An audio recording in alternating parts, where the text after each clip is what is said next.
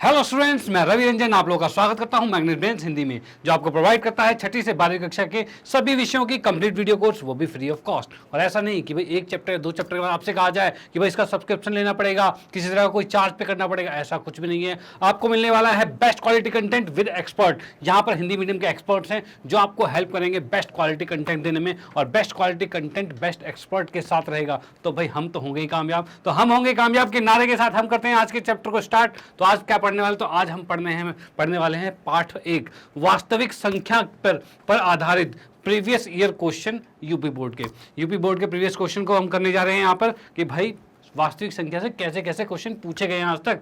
भाई सारे क्वेश्चन को एनालाइज करेंगे कि आज तक कैसे कैसे क्वेश्चन पूछेंगे और कैसे क्वेश्चंस आने वाले हैं। हर चीज़ की जानकारी पता होनी चाहिए कि भाई पुराने क्वेश्चन कैसे थे, और उसी के आधार पे हम आगे भी सेशन लाएंगे आपके लिए, जो कि मोस्ट इंपॉर्टेंट क्वेश्चन होंगे, जो कि आने वाले क्वेश्चन किस तरीके के पैटर्न के बनेंगे, जो कि इसके आधार पर ही होंगे। ठीक है, चलो भाई फिलहाल हम देखते हैं भाई प्रीवियस ईयर में क्या क्या क्वेश्चन आए थे, उसी के आधार पर भाई क्वेश्चन कौन कौन से हैं देखते हैं भाई कैसे हैं।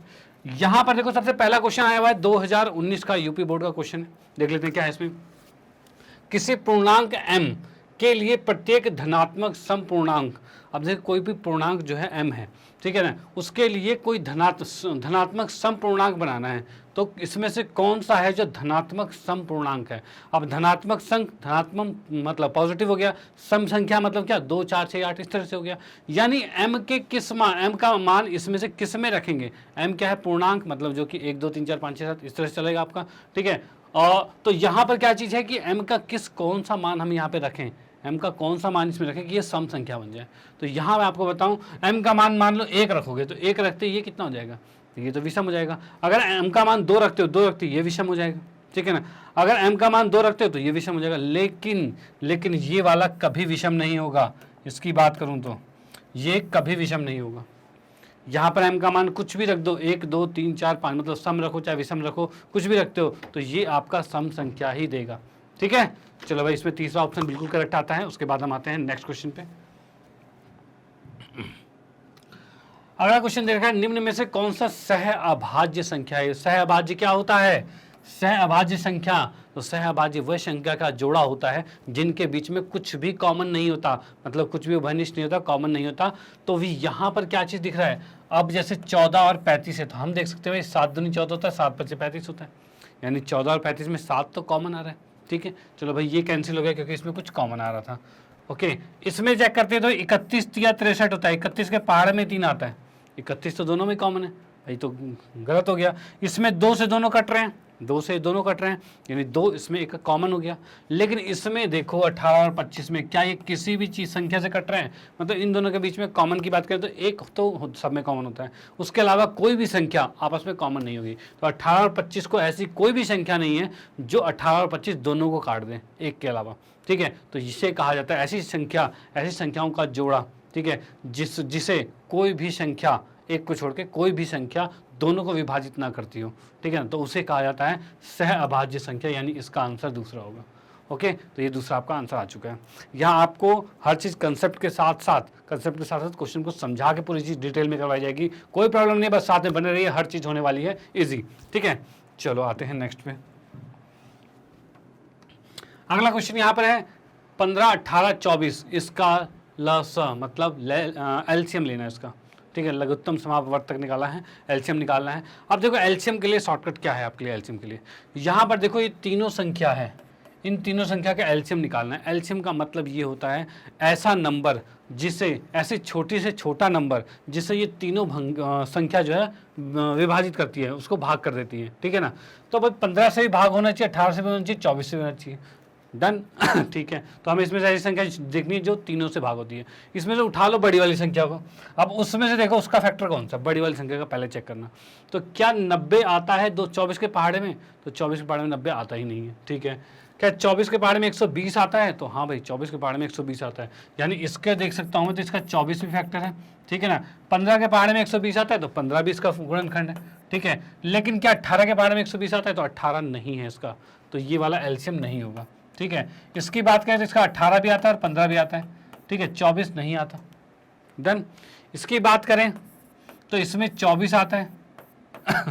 15 की बात करें तो 15 आएगा, इसमें 15 भी आता है, 24 भी आता है और 15 भी आता है। ठीक है, लेकिन क्या इसमें 18 आता है? तो 18 नहीं आता, 18 नहीं आता इसका, इसमें बताऊं 18 की बात करें तो ये नहीं आता।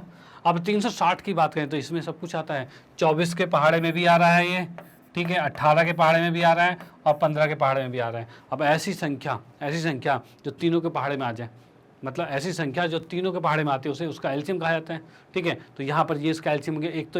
एक तो आपने छोटी क्लासेस में सीखा होगा इस तरीके से भी कि 15, 18 और 24 इस तरह से भी सीखा होगा, तो इस तरह से भी आप कर सकते हो, कोई दिक्कत वाली बात नहीं है। लेकिन यहाँ पर जब आप डायरेक्टली देख सकते हो तो उतना करने की ज़रूरत क्या है, क्योंकि भाई एमसीक्यू क्वेश्चन है, एमसीक्यू में ज़्यादा टाइम क्यों लगाना हमें, ठीक है। तो यहाँ पर हमें देखना है भाई ऐसी छोटी छोटी संख्या जो तीनों से विभाजित होती है, ठीक है। तो यहाँ से हमें दिख पा रहा है कि 360 जो है तीनों से हो रहा है, तो 360 इसका आंसर आ जाएगा, ठीक है, 360 इसका आंसर आ जाएगा।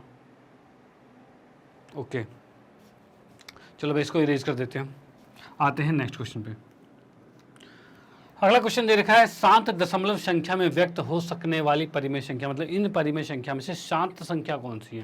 देखो शांत और अशांत के बारे में ये कंसेप्ट आपको पता होगा, नहीं पता हो तो देख लो क्या चीज़ कंसेप्ट है कि कोई भी जो परिमेय संख्या जो है कोई भी परिमेय संख्या जो होती है वो P/Q की फॉर्म में होती है, ठीक है।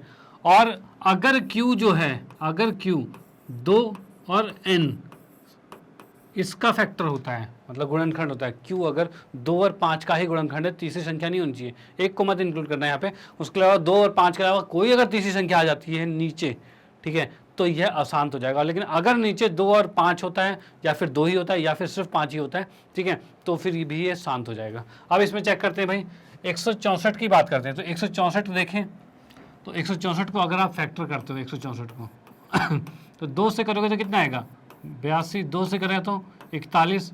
अब किससे करोगे, अब तो भाई हो ही नहीं रहा, ठीक है। अब तो फिर 41 होगा, 41 एक नया संख्या आ गई, तो मतलब ये तो नहीं है शांत। 30 की बात करें तो 30 को हम कर सकते हैं 2 और 5 और 3, ये आ रहा है भाई 2, 5, 3, ये 3 एक्स्ट्रा आ गया, इसके लिए 3 एक्स्ट्रा आ गया। अगर कोई तीसरी संख्या 2, 5 के अलावा कोई तीसरी संख्या आती है, मतलब कोई अनवांटेड पर्सन आ जाता है, तो वहाँ पर वो अशांत कर देगा उसे, ठीक है। 2 और 5 रहेंगे तभी शांत रहेगा, तीसरा कोई आया तो वो लड़ाई मचाएगा, मतलब वो अशांत कर देगा, ठीक है, अशांत कर देगा। तो यहाँ पर ये भी अशांत हो गया। इसकी बात करें, इसको अगर फैक्टर करते हैं 4, 6, 2 को, तो 2 से क्या था कितना हो जाएगा, 2, 3, 1 आएगा, ठीक है। अब किससे करें इसको 7 × 21, 7 × 21 ये आ गया। अब 3 से करेंगे 11 आ जाएगा। अब भाई 2, 7, 3 आ रहा है, भाई 2, 7, 3, 7 और 3 आ गया ना, बस बात खत्म हो गई, ठीक है। 7, 3 नहीं आना चाहिए, तो यहाँ पर ये खत्म। लेकिन 625 की बात करें तो 625 क्या होता है, तो 625 होता है 5 की पावर 4 होता है, 5 की पावर 4 होता है। यानी मैंने क्या कहा था, या फिर 2 और 5 दोनों हो, या फिर सिर्फ 2 हो, या फिर सिर्फ 5 हो, तीसरा कोई नहीं आना चाहिए। तो फिलहाल कोई तीसरा आया है, नहीं आया, 5 अकेला ही है, ठीक है, अकेला। तो यानी यहाँ हम कह सकते हैं ये आपका शांत संख्या है, ठीक है। तो आप सीधे देख सकते हो, ये तो मैंने आपको समझाने के लिए पूरा एलैबोरेट किया, हर एक ऑप्शन को लेके दिखाया आपको। लेकिन यहाँ पर क्या है, आप डायरेक्ट भी देख सकते हो, भाई ये 5 वाला 625 वाला है, 625 25 का वर्ग होता है, 25 का वर्ग मतलब 5 का ही तो जाएगा, उसके अलावा कुछ जाएगा नहीं। जब 5 का ही है तो ये शांत यहीं पर दिखा देगा। तो हमें शांत दशमलव संख्या बतानी थी, तो वो तीसरा ऑप्शन इसका करेक्ट हो जाएगा, ठीक है। चलो भाई इसको इरेज करते हैं और आते हैं हम नेक्स्ट क्वेश्चन पे। अब नेक्स्ट देखते हैं परिमेय संख्या जो आपके पास ये दे रखी है, दशमलव प्रसार निम्नलिखित किन दशमलव स्थानों के बाद समाप्त होगा। मतलब ये कहना चाह रहा है कि जो संख्या यहाँ पर दे रखी है ये दशमलव में आएगी और ये शांत होगी, लेकिन कितने पॉइंट के बाद शांत होगी ये जानना चाह रहे हैं। तो हम देख रहे हैं 14, 5, 8, 7 और बटे में 1250 ये चीज़ें डन, यही चीज़ है। अब देखो मैं इसमें एक चीज़ बताऊं, इसको इससे भाग करो और भाग करते रहो जब तक देखेंगे भाई पॉइंट खत्म होगा, हम बता देंगे। तो ये हो जाएगा लेंथी प्रोसेस, लेकिन हमें वो लेंथी को नहीं अपनाना, हमें करना है चुटकियों में आराम से सॉल्व करना है। तो हम देख सकते हैं भाई क्या है, ये 1250 था 2 से किया 625 आ जाएगा। और 625 को अभी हमने सॉल्व किया था पिछले क्वेश्चन में कि 5 का 4 था, ठीक है। तो इसको 5, 5, 5 करते जाओगे 4 बार में हो जाएगा।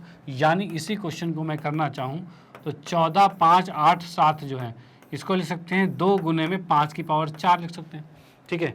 5 की पावर 4 हो गई। अब आपको ये पता होना चाहिए कि अगर नीचे 2 और 5 है तो ये शांत होगा, तो भाई ये शांत होगा, ये तो कंफर्म है। क्वेश्चन में क्या रखा था भाई शांत है, ठीक है। लेकिन बोल रहा है भाई कितने के बाद अंत होगा, कितने के बाद अंत होगा। तो इसमें बात करें, देखो मैक्सिमम पावर कितनी है, अधिकतम घात देख लेना बस। तो अधिकतम घात 4 है, तो ये 4 नंबर पे ही खत्म होगा, ठीक है। अधिकतम घात जितनी भी है उतने ही नंबर पे ये खत्म होगा, मतलब इसका दशमलव प्रसार जो पीछे से होगा वो चौथे नंबर पे होगा। तो इसका आंसर 4 हो जाएगा, जो कि ऑप्शन नंबर 4 है, ठीक है। ऑप्शन नंबर 4 को हमने टिक लगा दिया। चलो भाई, अब इसको इरेज करते हैं और आते हैं हम नेक्स्ट क्वेश्चन पे।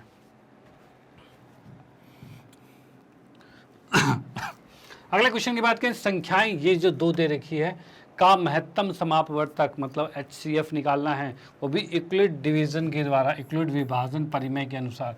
इसके अनुसार हमें इसका HCF निकालना है, महत्तम समापवर्तक निकालना है। तो इसके लिए क्या करना है, तो इसके लिए एक भाग आपको आना चाहिए। कैसा भाग है, 4025 इस तरीके का है, और ये 1656। पहले आपको देखना है दोनों में से बड़ी संख्या कौन सी है। जौन सी संख्या बड़ी है उसको अंदर डाल दो, और जो छोटी है उसको बाहर डाल दिया, ठीक है। अब ये किस पे जाएगा, तो 16 दूनी 32, 16 4 48, 2 पे जाएगा। तो 2 पे करेंगे तो कितना, 6 दूनी 12, 5 दूनी 10, 11 11, ठीक है। 6 दूनी 12, 13 और 3, 2 एकम 2 1 3, इतना आ रहा है। 5 में से 2 गया, 3 बचा, 2 में से 1 गया, 1 बचा, और 40 में से ये गया 7 बचा, इतना आ गया, ठीक है। अब उसके बाद क्या करना है, 713 आ गया, तो अब इस 713 को यहीं रहने देना है और इसको अंदर डाल देना है, 1656 को अंदर डाल देना है, ठीक है। और इसको यहाँ पर सॉल्व करते हुए लिखते जाएंगे। कैसे लिखते जाएंगे, तो इसको ये लिखते जाएंगे कि 4025 जो है इसको लिखा हमने 1656 गुने में 2, भाई 1656 गुने में 2 और प्लस में 713, ठीक है, ये चीज़ हो जाएगी। ओके, अब यहाँ से हम करते हैं भाई 2 से गुना। भाई इसको 2 से गुना करते हैं तो कितना है, 3 दूनी 6 आ रहे हैं, और 2 एकम 2 आ रहे हैं, और 7 दूनी 14 आ रहे हैं, ठीक है। 0 3 2 और 0 आ गया, 230 आ गया। यानी अब हमने देखा है कि क्या चीज़ है 1656 को इस साइड लिखा, और देखो जो चीज़ अंदर होती है उसको हमने बाहर लिख लिया है, और आ गया 713 को हमने 2 से गुना किया और प्लस में 230 आ रहा है, ये चलता हो जा रहा है, ठीक है। अब नेक्स्ट क्या करेंगे, फिर से अब इसको यहाँ पर ये लिखा और लिख दिया 713। ओके, अब इसको करते हैं 3 से गुना, तो 3 से गुना करते ही क्या जाएगा, 3 0 0, 3 3 9 और 3 दूनी में 6, इतना आ गया, और ये आ गया है 23। ये हमारा 23 आ गया, डन।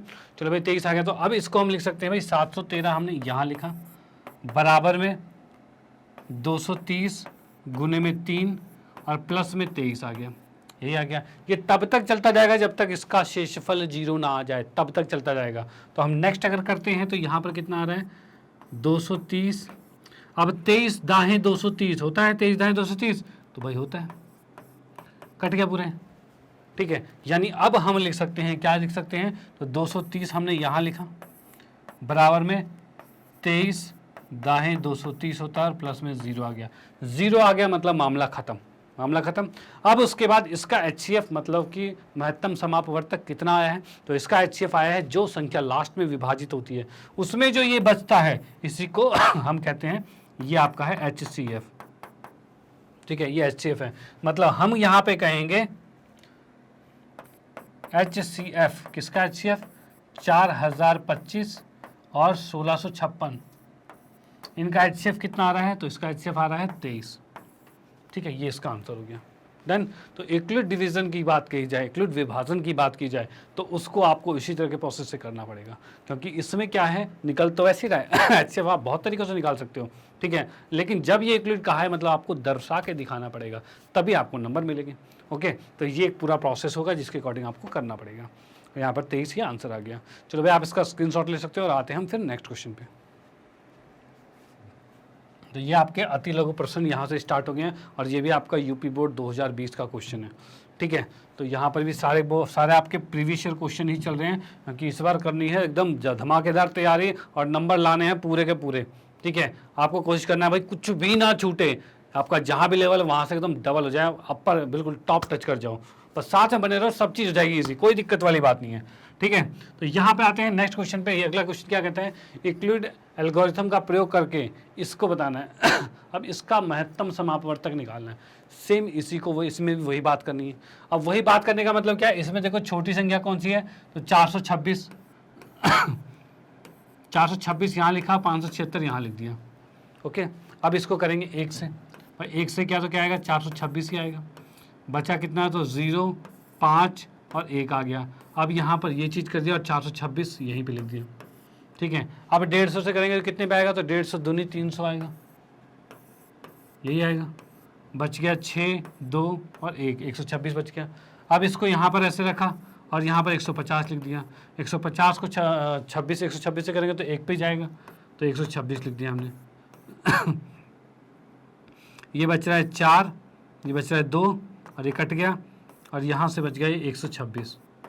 24 के बारे में 126 आता है, तो 24 की बात करें, 5 दूनी 10 और 5 चौक 20 नहीं आता ये हम 24 पंचे 120 पे आ जाएंगे, और ये बच गया 6। ठीक है, और यहाँ पर आ गया ये 24 और 6 चौक 24, अब तो कट गया पूरा, मतलब यहाँ पर इसका HCF कितना आ गया, 6 आ गया। ओके, तो इसको भी आप उसी तरीके से पूरा लिख सकते हो भाई, किस तरह से पूरा डिवीजन जैसा है, लेकिन यहाँ पर एल्गोरिथम के अकॉर्डिंग कहा गया है, मतलब हम डायरेक्ट भी 6 लिख सकते हैं, कोई दिक्कत वाली बात नहीं है। तो यहाँ पे ये चीज़ करने के बाद हम कह सकते हैं HCF 426 और 576 का कितना हो जाएगा, इसका HCF दे रखा है 6, ये आंसर हो गया आपका। ओके, तो आप इसको नोट कर सकते हो भाई, इस तरीके से होगा और आंसर आपका ये आने वाला है। ओके, चलो भाई इसका स्क्रीनशॉट ले लो, आते हैं फिर हम नेक्स्ट क्वेश्चन पे। अगला क्वेश्चन दे रखा है फिर से इसमें दे रखा है 135 और 125 की बात कर रहे हैं, तो इसको भी सेम तरीके से ही करना होगा, और ये क्वेश्चन करोगे आप खुद। ठीक है, ये क्वेश्चन आप खुद करोगे क्योंकि सेम टू सेम चल रहा है। ज़्यादा चीज़ें मैं सारी चीज़ें मैं कराऊँ तो टाइम होने वाला है बर्बाद, ज़्यादा टाइम में बर्बाद करने की जरूरत नहीं है। आप करो प्रैक्टिस, इस क्वेश्चन को खुद करो, नहीं होता है तो कमेंट सेक्शन में कमेंट करो कि भाई ये क्वेश्चन नहीं हुआ सर, दोबारा से रिपीट करो, तो फिर आपके लिए रिपीट होगा। ओके, चलो भाई ठीक है ये भी सेम टू सेम क्वेश्चन है, कोई भी अलग नहीं है। उसके बाद नेक्स्ट की बात करें, फिर से 130 128 का महत्तम समावर्तक फिर से करना है यूक्लिड डिवीजन एल्गोरिथम के द्वारा। ये भी 2019 में आ रखा है, तो सेम क्वेश्चन रिपीट हो रखे हैं, मतलब ये क्वेश्चन होने वाला है बहुत ही इंपॉर्टेंट। ठीक है, तो इसको तो आपको प्रैक्टिस करनी है, तो यहाँ मैं छोड़ रहा हूँ क्वेश्चन क्योंकि आप करोगे प्रैक्टिस। ठीक है चलो भाई, उसके बाद ये क्वेश्चन आता है, ये क्वेश्चन भी पूछा गया था यूपी बोर्ड में 2020 में क्वेश्चन पूछा गया था। वैसे ये 9वीं कक्षा में भी आपके क्वेश्चन है वाला, ठीक है, 10वीं कक्षा की बुक में नहीं है लेकिन 9वीं में है, लेकिन फिर भी इसको पूछा जाता है क्योंकि ये क्या है, ये भी परिमेय संख्या आपकी P/Q की फॉर्म में दिया हुआ है, तो इसको भाई आना चाहिए आपको क्योंकि पूछा गया है, मतलब मोस्ट इंपॉर्टेंट है। ठीक है, चलो भाई हम देख सकते हैं भाई, इसके हल में आते हैं। माना x बराबर में क्या है, 0.6666 दे रखा है, ये दे रखा है यानी इसको कहा जा सकता है 0.6 पे बार कहा जा सकता है, कह सकते हैं भाई, कोई दिक्कत नहीं है, या फिर बार कह लें, या फिर ऐसा मैं कर दूं 0.66 और अगले वाले पे बार कर देते हैं। ठीक है, जब भी 1 पे बार आए, जैसे क्वेश्चन में क्या था, ये 1 पे बार था, यानी इसको मैं यहाँ लिख देता हूँ, ये था 0.6 पर बार था। इसका मतलब ये, जब भी एक संख्या पे बार हो तो उसको 1 के बाद कर देना, इसको पहला स्टेप तो ये है। उसके बाद क्या करना है, 10 से दोनों तरफ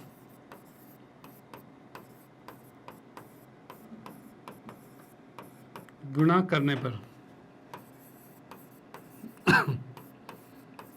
दोनों तरफ हमने 10 से गुना कर दिया। 10 से गुना करेगा तो क्या आएगा, तो ये आएगा 10x और ये आएगा 10 से गुना करते 6 पॉइंट में 6 बार आ जाएगा, ये आएगा। ठीक है, अब इसी को मैं लिख सकता हूँ क्या, 6 प्लस में 0 पॉइंट में 6 बार। क्या ये लिखा जा सकता है इसको क्या लिख सकते हैं, तो बिल्कुल लिख सकते हैं भाई, 6 में 0.6 बार जोड़ोगे तो ये आएगा। अब 0.6 बार को हमने क्या माना हुआ था, x माना हुआ था, तो हम इसको x लिख सकते हैं, तो भाई हाँ लिख सकते हैं। तो यहाँ पर हमने लिखा 6 प्लस में x बराबर में 10x। इस x को इधर लेके आएंगे तो ये बचेगा 9x और बराबर में 6 है। अब x का मान कितना आ रहा है, तो 6 बटे में 3 आ रहा है, सॉरी 9 आ रहा है, और इसको अगर मैं काटता हूँ तो 3 दूनी 6 और 3 तिया 9, यानी ये आ गया 2 बटे में 3। यानी हम यहाँ पर कह सकते हैं x का मान आ गया है 2 बटे में 3। x का मान 2 बटे 3 आ गया, यानी कि इसको मैं थोड़ा सा और इलेबरेट कर देता हूँ 0.666 जो है इसको लिखा जा सकता है 2/3 में। इसको कहा था ना भाई P/Q की फॉर्म में करने, तो हमने P/Q की फॉर्म में लिख दिया है, 2/3 कहा जा सकता है। ओके, तो इसको आप नोट कर सकते हो, इस तरह से इसको आपको करना पड़ेगा कंप्लीटली। ओके, चलो भाई आते हैं फिर हम नेक्स्ट क्वेश्चन पे।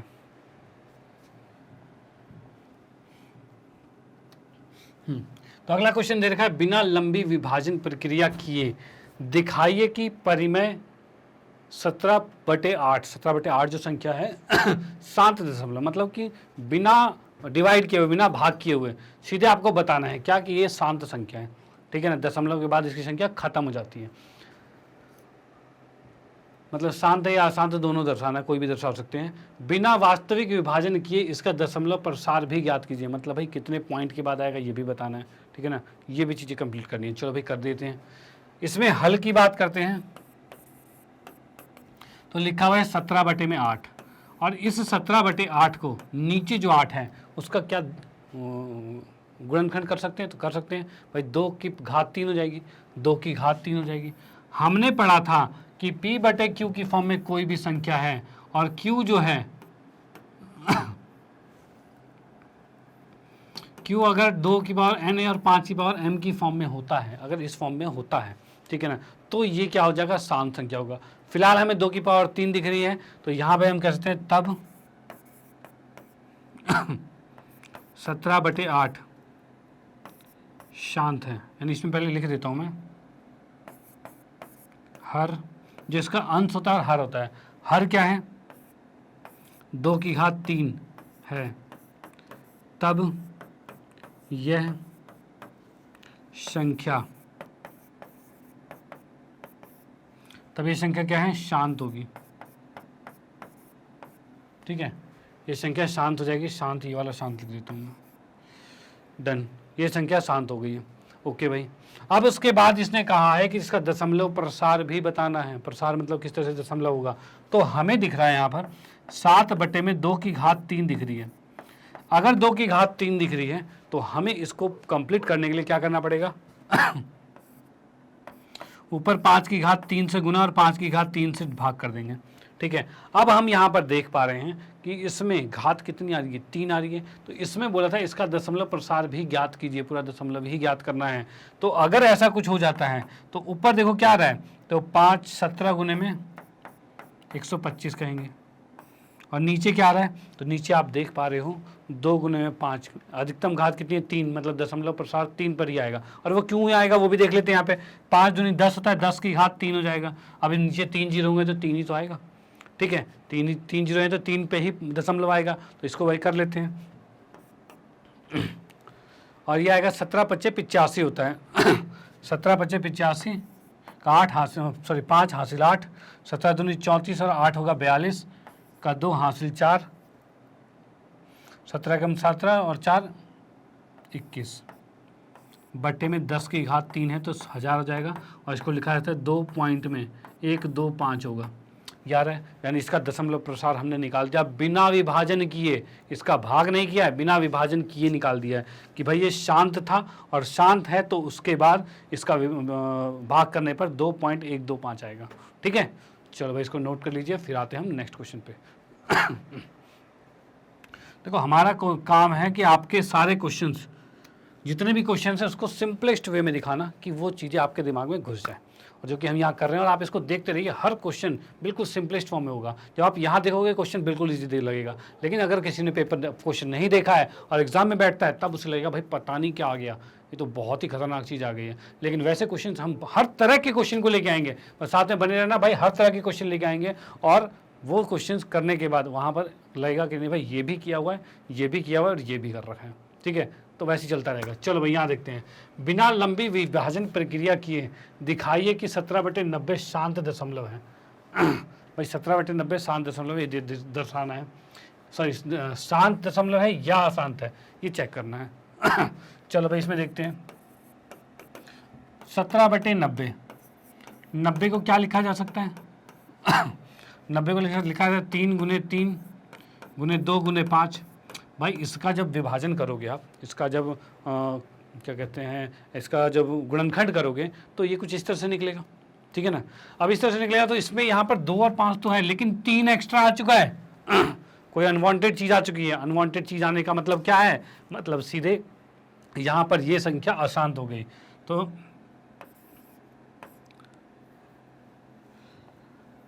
यहाँ पे हम कहेंगे परिमेय संख्या के हर कितना आ रहा है, तो ये आ रहा है 3 की घात 2 गुने 5, भैया आ रहा है। तब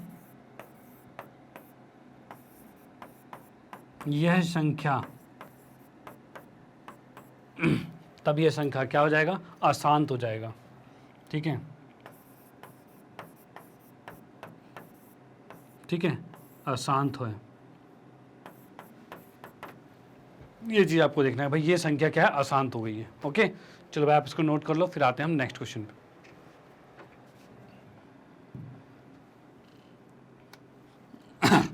नेक्स्ट क्वेश्चन की बात करें, अति लघु, तो इसमें भी है, बिना लंबी विभाजन किए हुए ज्ञात कीजिए कि क्या यह संख्या जो है दशमलव प्रसार शांत है या अशांत है।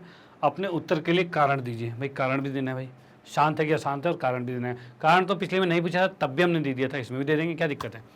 यहाँ पर देखते हैं भाई, हल में आते हैं। इसमें दे रखा है 637 बटे में 7280, ये दे रखा है। ठीक है, तो हमें देखो पता करना है कि शांत है अशांत है। उसके लिए हमें करना पड़ेगा, इसका गुणनखंड निकालना पड़ेगा। गुणनखंड की बात करें 7280 है। ठीक है, तो इसमें 7 से करते हैं, किससे करेंगे, पहले 5 से करते हैं, तब 5 एकम 5, 5 चौक 20, 55 25, 5 छः 30, ये आ गया हमारे पास। ठीक है, उसके बाद अगर मैं करता हूँ 7 से कट रहा है, 7 दूनी 14, 7 8 56, ये कट गया। अब किससे करेंगे, 2 से कटेंगे, तो ये 104 आ जाएगा। ठीक है, फिर 2 से करेंगे तो ये आ जाएगा 52, फिर 2 से करेंगे तो ये आ जाएगा 26, फिर 2 से करेंगे तो ये आ जाएगा 13, और फिर 13 से करेंगे तो 1 आ जाएगा। ये आ गया। यानी इसमें हम देख सकते हैं क्या आ रहा है नीचे, इसमें आ रहा है 5 गुने 7 गुने में 2 गुने 2 गुने 2 गुने 13, कितने भाई, 5 7, ठीक है, 2 2 2 4 2 हैं इसमें, इसमें 4 2 रखें, और फिर 13 है। ठीक है, अब भाई ऊपर वाले भी देख लेते हैं। देखो कई बार ऐसा क्वेश्चन होता है कि ये कट भी जाता है। ठीक है, ये कट जाता है, तो 667 को भी चेक कर लेते हैं भाई, 667 कितना आ रहा है सॉरी 637 है। 7 से क्या, 9 7 9 63, 7 एकम 7, फिर इसको करेंगे 7 से, तो 7 एकम 7, 7 3 21, फिर 13 से करेंगे तो 13 एकम 13। यानी इससे हम देख पा रहे हैं जो ऊपर वाले का गुणनखंड है वो 7 गुने 7 गुने में 13 आ रहा है। ठीक है, ये आ रहा है। अब यहाँ देखते भाई कट क्या रहा है, तो भाई एक 7 से एक 7 कट गया, एक 13 से एक 13 कट गया। अब इसका अंश और हर क्या दिखा रहा है, तो 7 बटे में 2 की घात 4 और 5 की घात 1 है। अब इसमें हम कह सकते हैं हर में क्या आ रहा है, तो हर में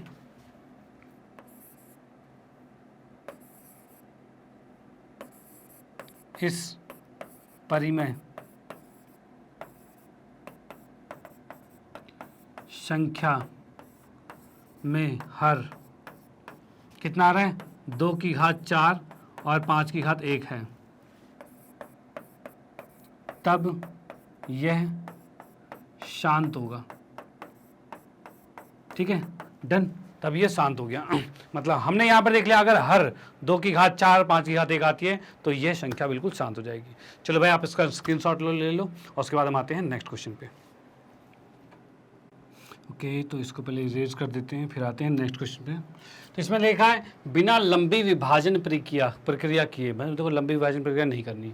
ज्ञात कीजिए कि क्या ये जो संख्या आपको दे रखी है का दशमलव प्रसार शांत होगा या अशांत आवर्ती होगा। ठीक है, अपने उत्तर के लिए कारण दीजिए। भाई कारण भी देना, तो पिछले क्वेश्चन में भी हमने कारण दिया था, इस क्वेश्चन में भी कारण दे देंगे, कोई दिक्कत वाली बात नहीं है। तो पहले हमें चेक करना है कि क्या नीचे वाली संख्या जो हमें, देखो मेनली इसमें क्या चेक करना होता है कि जो संख्या हमें दे रखी है, संख्या हमें दे रखी है 987 बटे में 1500, इधर का हमें इसमें मेनली चेक करना होता है कि इसका जो हर है, हर के जो गुणनखंड है वो 2 और 5 ही है कि उसके अलावा भी कुछ है, ठीक है ना, ये चीज़ चेक करना होता है। तो भाई इसको पहले लिख लेते हैं, यहाँ पे इसका गुणनखंड निकाल लेते हैं पहले। देखो जब भी 500 जैसा ऐसा कुछ आ जाए तो लास्ट में जो डबल जीरो था उसको अलग से लिख लो। अलग से कैसे लिख लोगे, तो गुने में 100 लिखा जा सकता है इसको, ठीक है। अब जैसे कि मैं इसको 5 से करता हूँ, तो 5 से करता हूँ तो इसको लिख सकते हैं कितना, ये 21 आ जाएगा, गुने में 100 आ रखा है, ठीक है, ये आ जाएगा। अब उसके बाद क्या चीज़ है, फिर 5 से करेंगे तो ये 21 का 21 ही रहने दो, और ये आ गया 20 आ जाएगा, ठीक है। फिर 5 से करेंगे तो ये 21 का 21 रहने दो, 5 चौक 20 आ गया। फिर 7 से कर सकते हैं, 7 या 21 आ गया और ये 4 आ गया है, ठीक है। अब 3 से करेंगे तो 1 आ जाएगा और 4 आ जाएगा। फिर 2 से करेंगे तो ये 1 आ जाएगा और 2 आ जाएगा। फिर 2 से करेंगे तो ये 1 और 1 आ जाएगा, ठीक है, डन, ये चीज़ आ गया। यानी हम इसमें कह सकते हैं नीचे वाली संख्या जो है वो आ रही हमारी 5 की घात 3, ठीक है भाई, 7 और 3 और गुने में 2 की घात 2। अब बोलोगे सर 7 और 3 आ गया, मामला ख़त्म, यहीं पे कर दो ख़त्म, क्योंकि 7 3 आ गया तो ये दशमलव इसका अशांत हो जाएगा। तो भाई पहले चेक कर लेते हैं कहीं ऊपर तो नहीं कट रहा 7 से, 7 ऊपर तो नहीं आ रहा, तो 9 8 7 का भी फैक्टर निकाल लेते हैं भाई, ठीक है। तो ये 7 से कटेगा क्या, इसमें अगर मैं 7 दाएँ 70 करता हूँ, 7 चौक 28, हाँ 7 से आ रहे हैं, 7 एकम 7, 7 चौक 28, 7 एकम 7, ये आ रहा है, ठीक है। अब 3 से ये कटेगा, 3 से बात करें, 3 चौक 12 और 3 सत्ते 21 कट रहा है। अब ये किससे कट रहा है, अब ये पता नहीं किससे कट रहा है, नहीं भी कट रहा है छोड़ो। 47 गुने में 7 गुने में 3 आ रहा है, इतना आ गया। हमारा मेन मोटिव था नीचे का 7 और 3 खत्म कर दें। अगर नीचे का 7 और 3 खत्म हो गया तो ये संख्या शांत हो जाएगी। तो हम देख पा रहे हैं 7 से 7 कट गया, 3 से 3 कट गया। अब इस संख्या को हम लिख सकते हैं 47 बटे में 5 की घात 3 और गुने में 2 की घात 2। अब यहाँ पर हम लिख सकते हैं यह संख्या जो है, ये संख्या क्या है, आपका शांत संख्या है। क्यों, क्योंकि इसका जो हर है वो 2 और 5 का गुणनखंड है सिर्फ, ठीक है। तो यानी मैं इसको हटाता हूँ यहाँ से, ये रफ में करना है आपको, ठीक है, और ये भी रफ में करना है आपको। हम यहाँ लिखेंगे तब यह संख्या का हर कितना है, 5 तथा 2 का गुणनखंड है,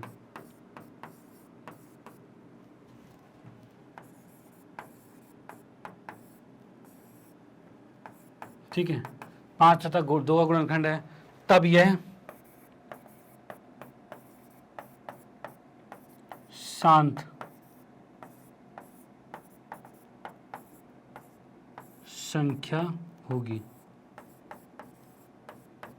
ठीक है। तब ये संख्या क्या होगी, शांत संख्या होगी। तो यहाँ हम कह सकते हैं भाई ये संख्या क्या है, शांत है। ओके, चलो भाई आप इसका स्क्रीनशॉट ले लो और आते हैं फिर हम नेक्स्ट क्वेश्चन पे।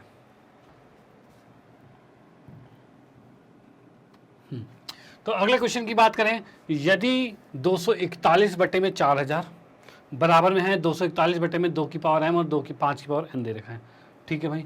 तो m और n का मान ज्ञात करना है भाई, m और n का मान ज्ञात करना है, जहां m और n ऋणोत्तर पूर्णांक है, ठीक है ना। ऋणोत्तर पूर्णांक का मतलब कि ये देखो बटे में है, बटे को जब ऊपर लेके जाओगे तो ये नेगेटिव हो जाएगा, ठीक है। तो जब नेगेटिव हो जाएगा इसलिए इसे कहा गया ऋणोत्तर पूर्णांक कहा गया है, ठीक है। जैसे कि मैं आपको बताऊं 1 बटे में 5 का वर्ग है, इसको अगर ऊपर लिखा जाए तो 5 की घात -2 हो जाएगा, इसलिए इसको कहा जाता है ऋणोत्तर ऋणोत्तर पूर्णांक कहा जाता है, ठीक है, क्योंकि ये नेगेटिव होता है, ठीक है, और नेगेटिव इसकी घात है।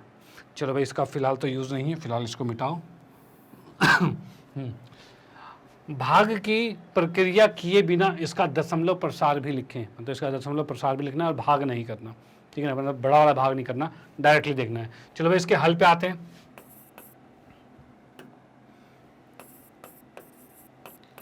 हल की बात करते हैं तो ये दे रखा है 241 बटे में 4000 बराबर में 241 बटे में 2 की पावर m गुने में 5 की पावर n दे रखा है, ठीक है, डन, ये दे रखा है।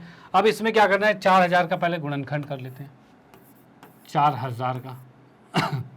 तो यहाँ हम क्या कर सकते हैं, 2 से किया तो 2000, 2 से किया तो 1000, फिर 2 से किया तो 500, फिर 2 से किया तो 250, फिर 2 से किया तो 125, अब की बार 5 से किया तो 5 से करते ही 25 आ जाएगा, फिर 5 से किया तो 5 आएगा, फिर 5 से किया तो 1 आ जाएगा।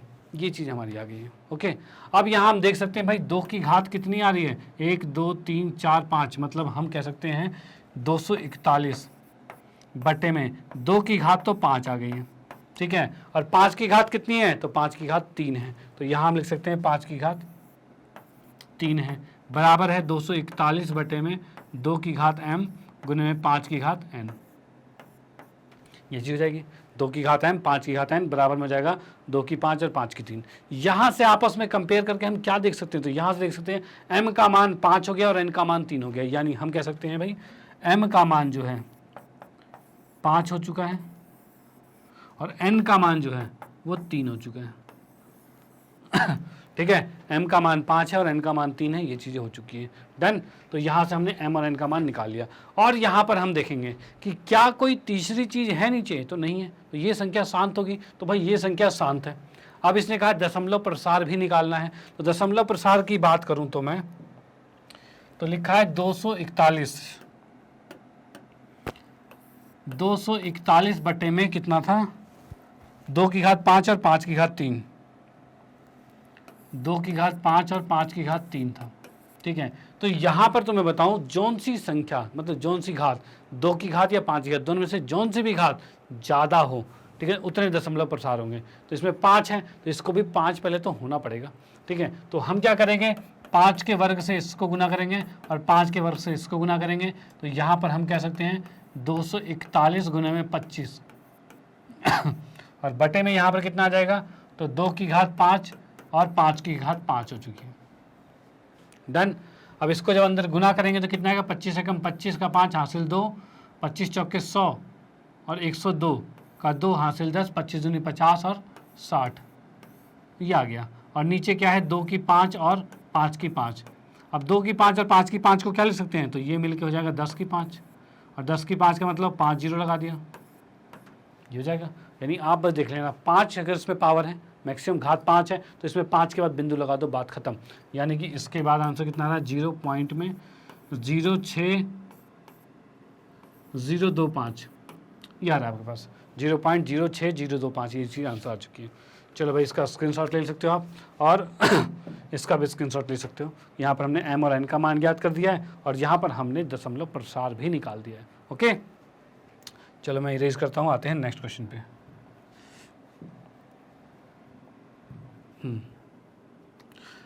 अगला क्वेश्चन जो दे रखा है भाई, लघु उत्तरीय प्रश्न जो है ये स्टार्ट हो गया आपके लघु उत्तरीय प्रश्न। ये आपका है यूपी बोर्ड 2020 का क्वेश्चन है। ठीक है, इसमें देखो क्या रखा है, अभाज्य गुणनखंड विधि द्वारा संख्याएं 96 तथा 404 का महत्तम समापवर्तक मतलब HCF ज्ञात करना है और फिर इसका LCM भी ज्ञात करना है। तो भाई इसने कहा है अभाज्य गुणनखंड विधि, तो ये कौन सी थी जो अभी हम कर रहे थे, जो गुणनखंड निकाले थे, ये अभाज्य गुणनखंड विधि थी। ठीक है, तो इसमें क्या है, 96 और 404 का निकालना है। तो हल में आते हैं, इसमें पहले देखेंगे 96 के गुणनखंड क्या है और 404 के क्या है, दोनों को हम निकालेंगे। ठीक है, तो भाई 96 को पहले अलग से यहाँ साइड में रखते हैं। 96 है, 2 से किया तो कितना आएगा, तो ये 48 आ जाएगा, 2 से किया तो 24 आ जाएगा, 2 से किया तो 12 आ जाएगा, 2 से किया तो 6 आ जाएगा, 2 से किया तो 3 आ जाएगा और 3 से किया तो 1 आ जाएगा। यानी हम कह सकते हैं भाई इसका क्या आ गया है, तो 1 2 3 4 5, मतलब इसको लिख सकते हैं 2 की घात 5 गुने में 3 लिखा जा सकता है। ठीक है, डन। चलो भाई अब देखते हैं 404 को क्या लिखा जा सकता है। 2 से किया 202, 2 से किया 101, अब किससे जाएगा ये आ रहा है 101 से ही भाग कर देते हैं इसको। ठीक है, 101 से कर देंगे, किसी से कट तो रहा नहीं है, तो 101 एकम 101 कट गया, खत्म बात, ये आ गया। यानी इसको हम क्या लिख सकते हैं, तो 2 की घात 2 गुने में 101 लिखा जा सकता है। अब देखो HCF क्या होता है, HCF मतलब महत्तम समापवर्तक क्या होता है, तो भाई हाईएस्ट कॉमन फैक्टर मतलब महत्तम समापवर्तक, यानी ऐसे बड़ी से बड़ी संख्या जो दोनों में विभाजित हो रही हो। तो यहाँ पर क्या हो रहा है, 101 क्या दोनों में है, तो नहीं है, लेकिन 2 की घात 2 मतलब 4 इसके पास भी 4 इसके पास भी है। तो यहाँ पर हम देखेंगे भाई जो पावर दोनों की सेम मतलब जो संख्या दोनों सेम है उसमें जो कम वाली पावर है वो इसका HCF होगा। तो यहाँ हम कहेंगे भाई HCF जो है 96 और 404 का वो कितना आएगा, तो वो आएगा 2 की घात 2 यानी कि 4 आंसर आ जाएगा। ठीक है, इसका HCF कितना आ गया, 4 आ गया। ओके, अब कहा है इसने इसका LCM निकालने के लिए। LCM कैसे निकलेगा, तो तुम्हें पता होना चाहिए क्या चीज़, HCF 96,404 गुने में LCM 96,404 बराबर में क्या है, दोनों संख्याओं का गुणा, मतलब कि 96 गुने में 404 होगा, ये चीज़ होगा। ठीक है, अब हमने यहाँ पर देख लिया क्या, HCF निकाल दिया 4, तो ये तो 4 आ गया है, और LCM हमें निकालना है बराबर में कितना आ रहा है, तो बराबर में है 96 गुने में 404 है। ठीक है, इस 4 को उठा के हम नीचे ले जाते हैं, तो भाई इस 4 को नीचे ले जाते हैं, इसलिए आता हूँ मैं, इस 4 को नीचे लेके चले गए, 4 से हमने इसको काट दिया है, इसको ना काट के इसको काट देते हैं ना, 4 से इसको काट दिया, ये 101 हो गया। ठीक है, अब इसको गुना करेंगे, तो गुना करते क्या आ जाएगा, 96 कम 96, ये पूरा आ जाएगा ये आ गया। ठीक है, यानी इसका जो LCM आ गया वो कितना आ गया है, 96 LCM आ गया है, और इसका जो HCF था वो था 4। ओके, चलो भाई आप इसको नोट कर सकते हो, उसके बाद हम आते हैं नेक्स्ट क्वेश्चन पे।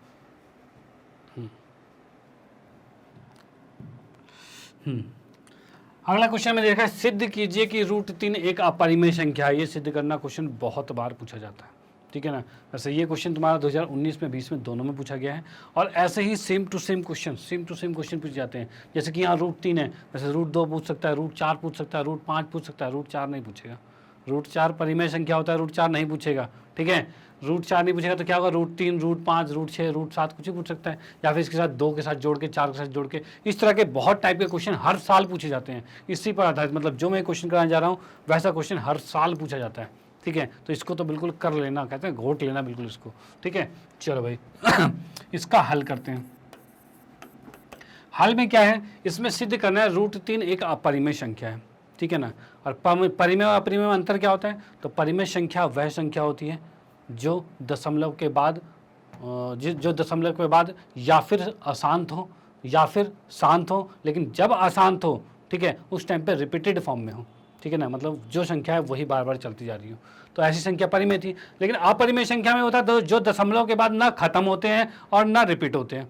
ठीक है ना, अब भाई ना रिपीट हो रहे हैं ना खत्म हो रहे हैं, भाई जो चलते जा रहे हैं, जो कि वैल्यूज आपकी थी, √3 का मान है, √5 का मान है, चाहे पाई का मान है, ये सारे क्या, ये अपरिमेय संख्या, ये खत्म भी नहीं होते और रिपीट भी नहीं होते। ठीक है, तो इससे ये सारे अपरिमेय होते हैं। तो फिलहाल हम इसको देखने जा रहे हैं कि √3 अपरिमेय क्यों है, इसको सिद्ध करते हैं भाई।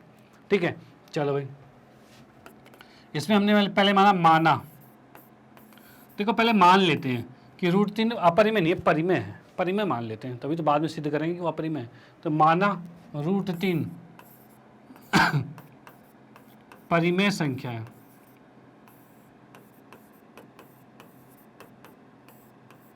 ठीक है, मान लिया भाई ये परिमेय संख्या। परिमेय संख्या क्या होती है, तो परिमेय संख्या P/Q की फॉर्म में होती है। तो हम क्या लिखेंगे, अगर मान लिया तो इसका मतलब हम लिखेंगे √3 बराबर में P/Q लिखेंगे, और इसमें हमें लिखना पड़ेगा कि Q 0 के बराबर नहीं होगा। ठीक है, Q 0 के बराबर नहीं होगा, और साथ में एक और कंडीशन होगी कि P/Q की फॉर्म में है, तो ये और कट नहीं सकते, मतलब PQ ये सह अभाज्य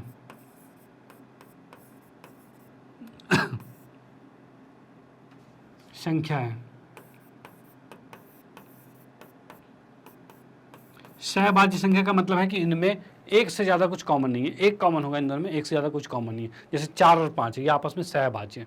ठीक है, 4 ना 5 को काटता है, ना कोई संख्या ऐसी नहीं जो 4 और 5 दोनों को काट दे, ऐसा कुछ भी नहीं। तो वही चीज़ यहाँ पर है। ठीक है, तो ये हमने मान लिया, चलो भाई ठीक है। अब इसके बाद Q को जब इस तरफ गुना करेंगे तो हम लिख सकते हैं √3Q बराबर में P, क्या ये लिखा जा सकता है, तो हाँ भाई ये लिखा जा सकता है। अब क्या करेंगे, दोनों तरफ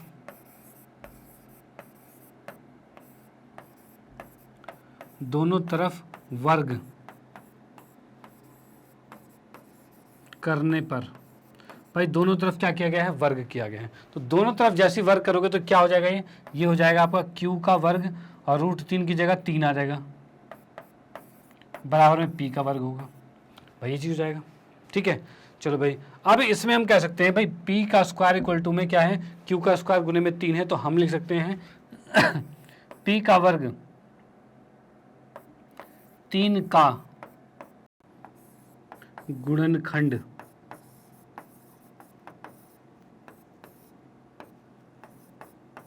भाई यहाँ कह सकते हैं पी स्क्वायर जो है वो 3 गुने में क्यू स्क्वायर के बराबर है। ठीक है, तो भाई पी स्क्वायर ये पूरा है तो ये तो 3 से भाग हो रहा है, यानी 3 का गुणनखंड है, लिख सकते हैं। चलो भाई ठीक है। अब इसके बाद हम क्या लिख सकते हैं, तब पी भी 3 का गुणनखंड होगा।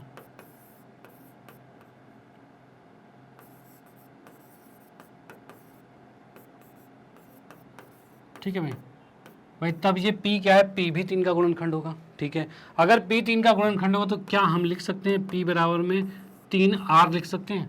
तो भाई लिख सकते हैं भाई, P जब 3 का गुणनखंड है तो P बराबर में 3R लिखा जा सकता है। अब क्या करेंगे, इसमें दोनों तरफ वर्ग करेंगे दोनों तरफ वर्ग करने पर,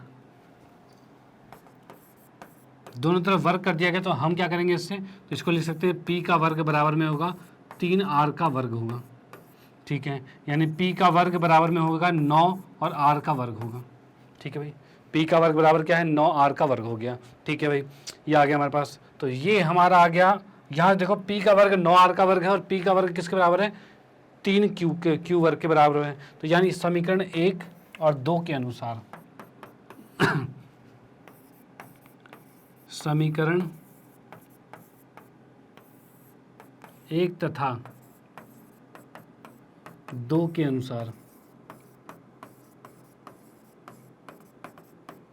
ठीक है, समीकरण 1 तथा 2 के अनुसार क्या होगा, तो हम कह सकते हैं भाई P का वर्ग जो ये था इसको हम उसके सामने रख सकते हैं। यानी हम कह सकते हैं यहाँ पर क्या,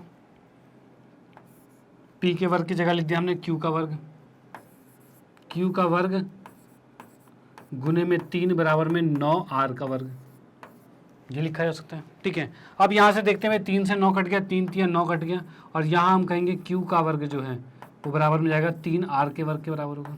ठीक है, Q का वर्ग जो है वो 3R के वर्ग के बराबर होगा। अब यहाँ पर Q का वर्ग जब 3R के वर्ग के बराबर है तब हम कह सकते हैं Q का वर्ग 3 का गुणनखंड होगा। तो हम नेक्स्ट में लिख लेते हैं, Q का वर्ग 3 का गुणनखंड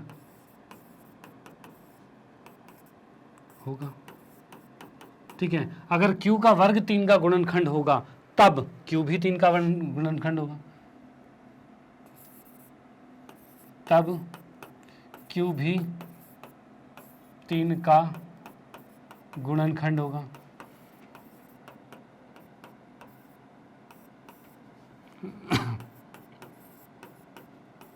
अब देखो यहाँ से क्या चीज़ आ रही है, यहाँ से आपके सामने क्या क्या चीज़ें आ रही है। तो भाई Q देखो यहाँ पर हमने देखा कि Q 3 का गुणनखंड हो रहा है और P भी 3 का गुणनखंड हो रहा है, दोनों बातें हो रही हैं। Q भी 3 का गुणनखंड है और P भी 3 का गुणनखंड है। तो हम यहाँ लिख सकते हैं क्या, तब हम देखते हैं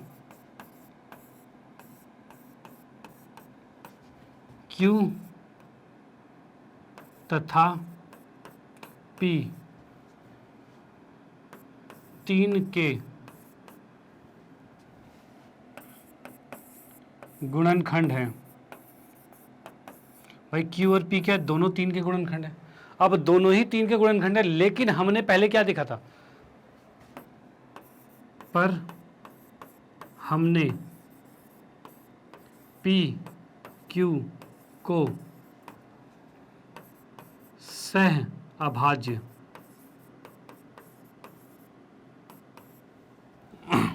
माना था।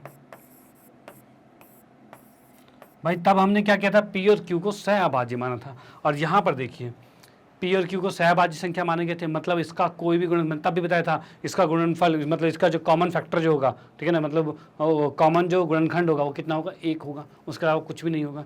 तो यहाँ पर हम देख रहे हैं भाई 3 आ गए, तो इसका जो 3 जो है वो दोनों गुणन में गुणनखंड है, तो ये तो होगी गलत बात। तब हम यहाँ कह सकते हैं, यहाँ पर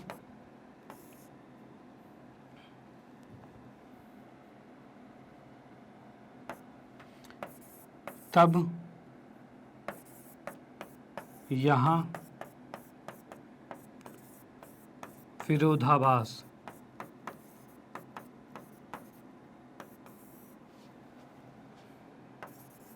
प्रतीत होता है, या फिर कह सकते हैं त्रुटि प्रतीत होती है, त्रुटि आती है यहाँ भाई गलती होगी थोड़ी सी, ठीक है भाई, गलती होगी इसका मतलब क्या हो गया, तब हम कह सकते हैं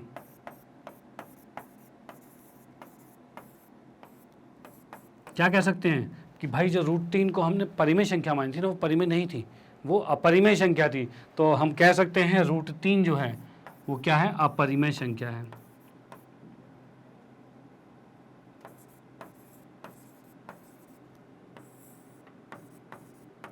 अपरिमेय संख्या है, ठीक है ना, यानी √3 क्या आ रही है, ये एक अपरिमेय संख्या है। ओके, तो आप इसको यहाँ नोट कर सकते हो। तो यानी देखो क्वेश्चन क्या है, यही क्वेश्चन है, पूरा pattern same to same question आना है क्वेश्चन में, ठीक है ना, आपको यही का यही वहाँ उतार देना है। नंबर 4 नंबर पूरे के पूरे यही एग्जैक्ट मिलने वाले हैं। ओके, और ये क्वेश्चन का खासियत ये है, ये क्वेश्चन आता ही है, हमेशा आता है, ठीक है। तो आप इसको नोट कर सकते हो, यहाँ पे इसका स्क्रीनशॉट ले लीजिए और इसका स्क्रीनशॉट ले लीजिए, ठीक है। और उसके बाद हम आते हैं नेक्स्ट क्वेश्चन पे, ये भी आपका मोस्ट इंपॉर्टेंट क्वेश्चन में से है और इसको भी रेज करते हैं। अगले क्वेश्चन की बात करते हैं। तो अगला क्वेश्चन क्या देखा है, देखो √2 दे रखा है। अब √2 की बात बताऊं तो जो थोड़ी देर पहले हमने किया था, ये किया था, इसमें क्या था, √3 था। जहाँ जहाँ √3 है वहाँ वहाँ आपको √2 लिखना है, ठीक है ना। यहाँ √3 लिखना है की जगह √2 आएगा, √2 आएगा और ये √2 आएगा, फिर यहाँ 2 हो जाएगा, वर्क करते यहाँ 2 हो जाएगा, यहाँ 2 से का गुणनखंड हो जाएगा, यहाँ 2r हो जाएगा, यहाँ पे 2 हो जाएगा, 2 का वर्ग 4 हो जाएगा, ठीक है। और यहाँ पर 2 से कटेगा तो यहाँ पर 2 ही आएगा। तो यानी कि सारा क्वेश्चन बिल्कुल एज इट इज सेम होने वाला है, एज इट इज सेम होने वाला है। लेकिन यहाँ पर ये √2 पूछा हुआ है क्यों, क्योंकि ये दूसरे ईयर में पूछा, 2019 में पूछा हुआ था। तो ये क्वेश्चन होने वाला है सेम टू सेम। तो ये क्वेश्चन भी आपको खुद से करना है, ठीक है, ये क्वेश्चन खुद ही करना है। कोई भी प्रॉब्लम होती है तो बताना मेरे को, अदरवाइज होनी प्रॉब्लम कुछ भी नहीं है, एग्जैक्ट सेम है, एग्जैक्ट सेम क्वेश्चन चल रहा है। ओके, चलो भाई नेक्स्ट क्वेश्चन की बात करें तो 3√2 है। अब 3√2 में क्या है, तो इस संख्या में, इसमें भी क्या करना है, इसमें हल में मैं थोड़ा बता देता हूँ तुम्हें कि √2 को तो तुमने अपरिमेय संख्या सिद्ध कर दिया, जैसे कि हमने क्वेश्चन अभी किया था। √2 को जैसे अभी किया था वैसे ही अपरिमेय संख्या सिद्ध कर देना। उसके बाद लास्टली लिख देना, उसके एंड में लिख देना कि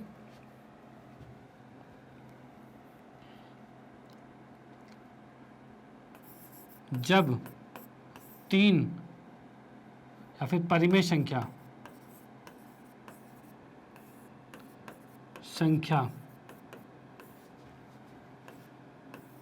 अपरिमेय में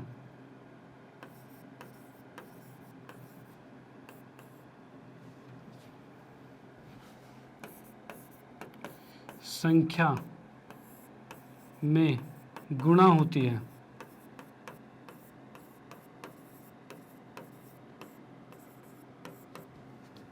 तब वह भी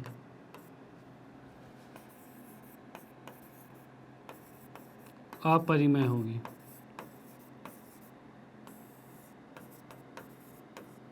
ठीक है, जैसे आपने √2 को अपरिमेय संख्या सिद्ध कर दिया, उसके बाद आपको ये लिखना है कि परिमेय संख्या जब अपरिमेय संख्या में गुणा होती है तब वह संख्या भी क्या हो जाती है, अपरिमेय हो जाती है। यानी कि हम कह सकते हैं 3 को जब √2 से गुना करेंगे तो 3√2 अपरिमेय होगी।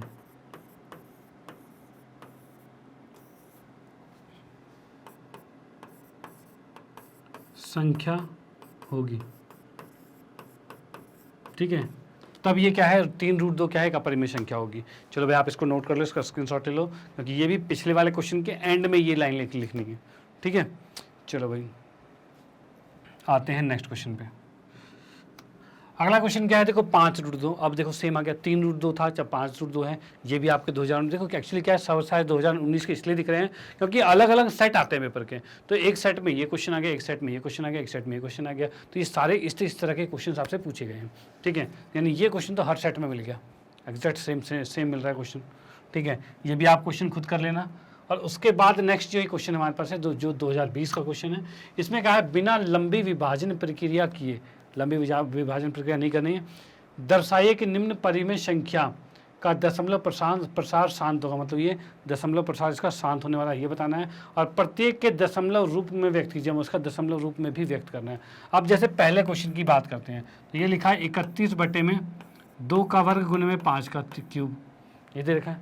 अब देखो इसका दशमलव प्रसार दिख रहा है, हमें दिख रहा है घात जो है 3 मैक्सिमम घात कितनी है 3 है, तो मतलब 0.3 के बाद आएगा, डन। लेकिन यहाँ पर जब भी आपको दशमलव निकालना हो तो इसकी घात बराबर करनी है, याद रखना। अब बराबर कैसे करोगे, तो यहाँ 2 है और यहाँ 3 है, तो इसको 3 कैसे करोगे, तो इसको अगर मैं 2 से गुना कर दूँ और 2 से ऊपर भी गुना कर दूँ तो ये हो जाने वाला है 3, ठीक है। ऊपर भी 2 से गुना किया, नीचे भी 2 से गुना किया, तो हो जाएगा ये। तो इसको हम लिख सकते हैं, ऊपर आएगा 31 दूनी 62 हो जाएगा, और नीचे आ जाएगा 2 की घात 3 और 5 की घात 3।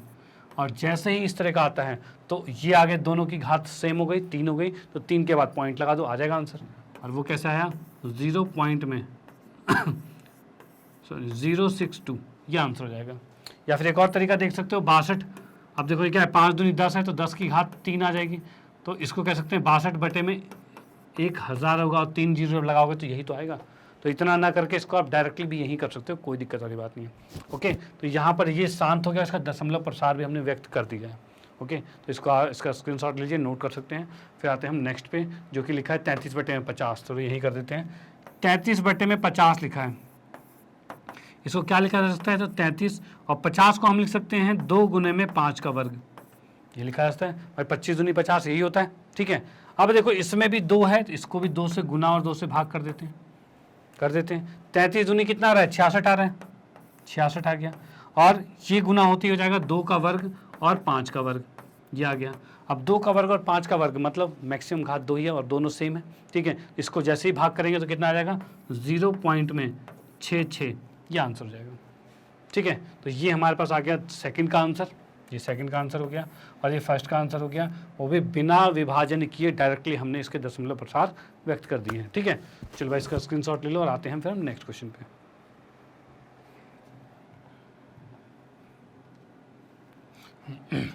अगला क्वेश्चन दे रखा है, सिद्ध कीजिए कि 3 + √2 एक अपरिमेय संख्या है, ये भी सिद्ध करना है। अब देखो इसके अंदर क्या चीज़ है, इसमें भी मैं थोड़ा सा हल कर देता हूँ, इसका हल कर ही देता हूँ।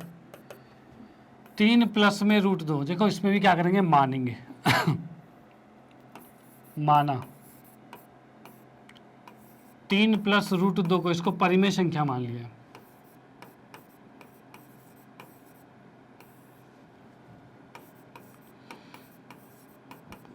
परिमेय संख्या मान लिया। अब परिमेय संख्या क्या होती है, तो परिमेय संख्या क्या है, P/Q की फॉर्म में है, यानी हम लिख सकते हैं 3 + में √2 बराबर में P/Q आएगा, डन, ये चीज़ हो गया ठीक है।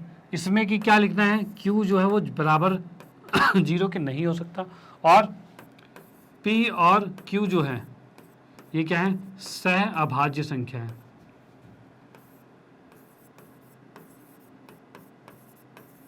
ठीक है, सह अभाज्य संख्या है,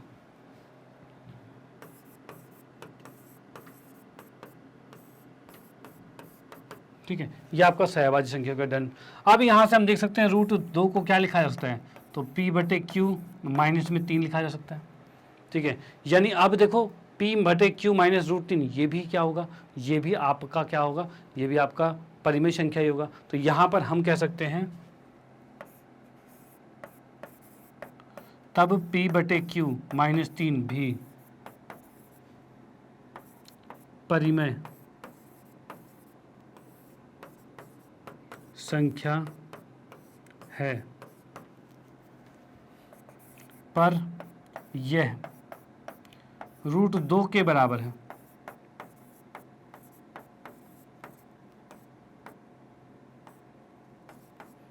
भाई क्या हो गया है, ये क्या है, ये भी एक परिमेय संख्या है, P/Q माइनस 3, ये भी एक परिमेय संख्या है, लेकिन ये √2 के बराबर है, ठीक है। अब √2 के बराबर, √2 क्या होता है, √2 तो अपरिमेय संख्या होती है। अब यहाँ लिखेंगे और √2 अपरिमेय संख्या होती है,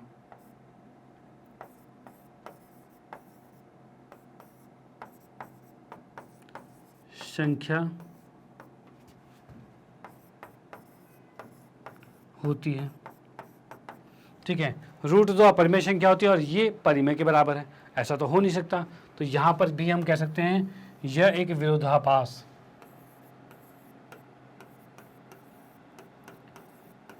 विरोधाभास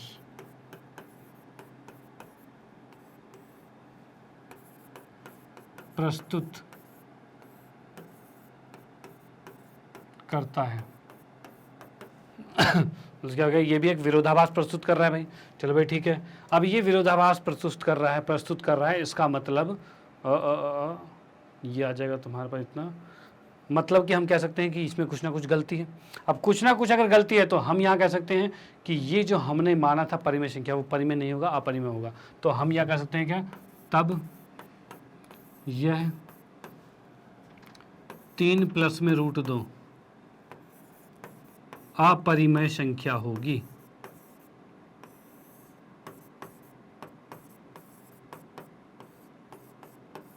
ठीक है, तब ये क्या होगा, अपरिमेय संख्या होगी। तो यहाँ पर ये चीज़ें हो गई हैं।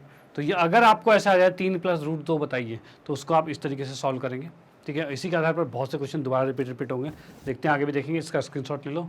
फिर आते हैं नेक्स्ट क्वेश्चन पे।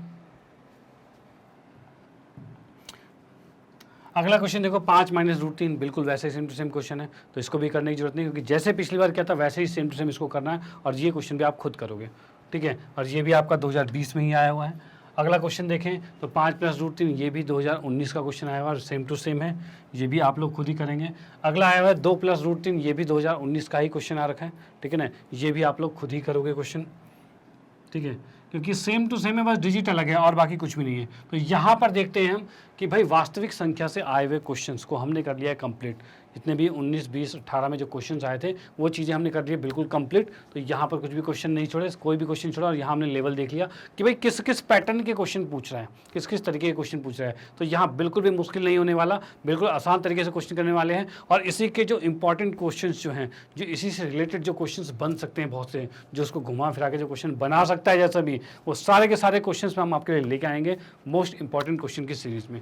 यहाँ हमने प्रीवियस ईयर के क्वेश्चन को कंप्लीट कर लिया है, जो कि वास्तविक संख्या से पूछे गए हैं। ओके, बाकी मैं आप लोगों को बताना चाहता हूँ कि भाई मैग्नेट ब्रेन के बारे में, जो कि आपको प्रोवाइड करता है 100% फ्री एजुकेशन KG से लेकर 12th क्लास तक के लिए। और आपकी सुविधा के लिए मैग्नेट ब्रेन ने लॉन्च किया है मैग्नेट ब्रेन की वेबसाइट, जो कि है www.magnetbrains.com। और इस वेबसाइट में की खासियत क्या है, तो यहाँ पर आपको सारा डाटा मिलता है वेल अरेंज्ड। जैसे कि कुछ बच्चों के कमेंट आते थे कि भाई यूट्यूब पर डाटा ढूंढना बड़ा मुश्किल होता है, कोई पुरानी कोई वीडियो उठा के ढूंढनी है मेरे को, तो भाई ढूंढने में बहुत दिक्कतें होती है, बहुत सारा डाटा आ जाता है, तो कन्फ्यूजन हो जाती है। तो यहाँ पर आपको हर चीज़ें मिलने वाली है सिस्टमेटिक तरीके से। जैसे कि आप लोग इसमें देख सकते हो कि यहाँ पर देखो English medium, Hindi medium, NTSC olympiad, सारी चीज़ें यहाँ पर अवेलेबल है आपके सामने।